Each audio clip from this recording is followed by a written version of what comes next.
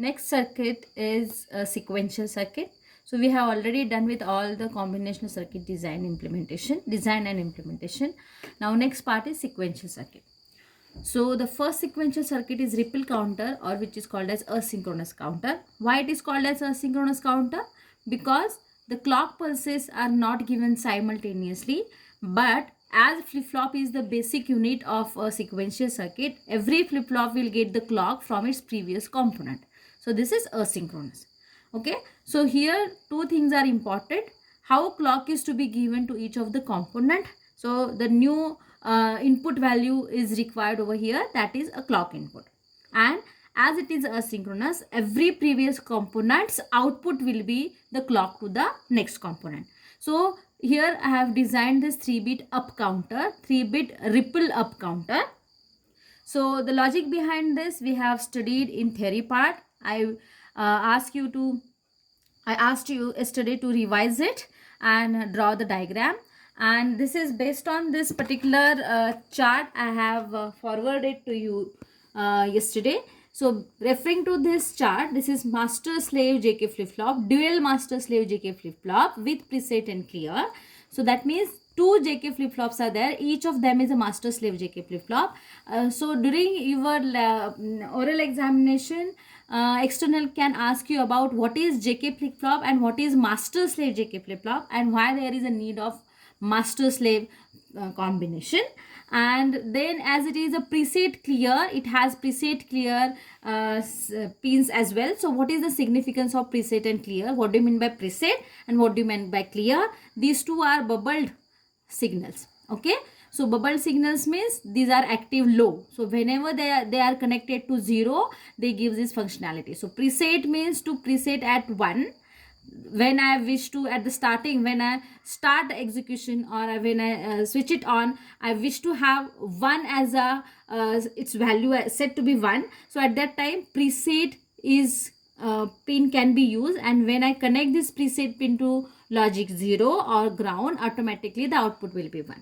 And if I wish to clear whatever previous inputs are, that is I wish to get the empty value, that is a 0 value, the clear should be connected to logic 0. So when I wish to have 1, preset bar should be connected to 0. Wish to have clear bar should be connected to 0.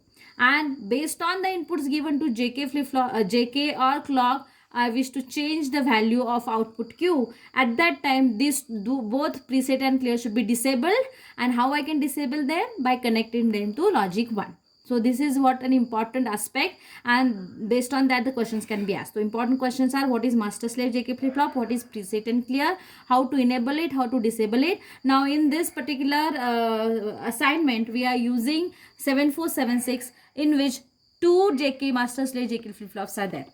Now as we are having 3-bit counter, for every bit I require separate flip flop. 17476 have only 2 JK flip flops, so I require 2 different ICs, because the third JK flip flop can be taken from the second IC, right? So among this, first bit, second bit and third bit can be taken by adding one more same type of JK flip flop and by taking the single combination from this. So the same thing is done over here, and based on that the pin numbers are given. Okay, so referring to this, I have completed the connections. Now most important thing is this clock input. This clock input is an external clock input. Now we have seen what are inputs, what are outputs, how I can see provide 0 and 1 from this particular knobs, then how output values are seen, how sockets are used for placing the ICs, but we haven't used this part yet because these are important in sequential logic design. So this both are the clock pulse providers. So here it is pulse, you can see this is positive edge and this is negative edge. Now as you can see here, a clock is shown as bubble and then a triangular mark. So when it is bubble and triangular mark, bubble means negative and this triangular mark suggests me edge trigger. So this master slave JK flip flops are negative edge triggered. So based on the negative edges of clock, if this is a clock pulse, So based on every negative age or the falling age, the transition of the output happens, right? So just refer the waveforms we have designed in our theory turn with respect to this 3-bit up counter and 3-bit down counter. You will find out the meaning of this negative age trigger. As it is negative age trigger, whatever external output is, now here for first JK flip-flop at pin number 1, which gives me the clock. So this is a pin number 1 of a first JK flip-flop that should be connected to external clock. So I can either provide the clock from this block or from this block. So we have a negative age triggered. So I have to be specific, I am connecting it over here at negative age trigger. You can see it here, negative age. Okay. So when I provide 1 by 1 pulse here, clock pulse here, based on that my output should change. So 2 JK flip-flops, master slave JK flip-flops are used. First one for having 0th bit and first bit. This is for having second bit. Now the clock pulse, external clock pulse जिस JK flip-flop को दिया है उसका output will be my Q0, then Q1, and this will be the Q2 from this second JK flip-flop. So referring to the circuit, this circuit, the connections are made. Now we'll see how outputs are seen. So what should be the output? As it is a counter, it should start from 0 up counter and 1 by 1 incrementing the values, and it will end at 7. So here these are the output. This is Q0, Q1 and Q2. So Q0, 0, 1 and 0. That means this is a 2. What should be the next output? 3, right? 4, 5, 6 and 7. So just look at it. When I click here at the pulsar, the output changes, right? 0, 1, 2, 3, 4, 5, 6 and 7. Okay, either I can connect it here or I can connect these lines here at the 7 segment display to see the output. Okay, so when I click it, now here it is 2, right? 3, 4, 5, 6, 7, 0, right? So here I am clicking it, right? The clock pulse is provided this way. Okay, so this is negative age trigger. This is about 3-bit up counter. Now the next circuit is 3-bit down counter. Now what is difference between 3-bit up counter and down counter?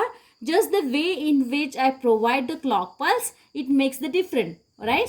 Here I am providing Q0 as a clock pulse to the next component, Q0 output, but here I have to provide Q0 bar as a clock pulse to the next. So let me make these changes and we'll see how down counter works. Now I just changed this clock pulse. Earlier the 6th pin gets the value or the connection from the 14th pin, that is Q0. Now here for getting a down counter, I just changed the connection from 14 to clock. Instead of that I have connected 15 to clock. Same way here in up counter the connection was from 11th pin to clock. Now instead of that I have 10th pin to clock to the next. Now what will be the output? It should decrement the count, right? So here we can see 0. So as it goes into the loop, next value will be 7, right? 7, 6, 5, 4, 3, 2, 1 based on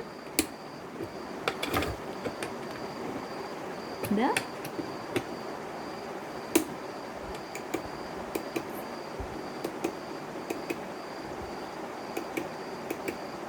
right? 0, 7, 6, 5, 4, 3, 2, 1 and 0. Okay, so this is about ripple count.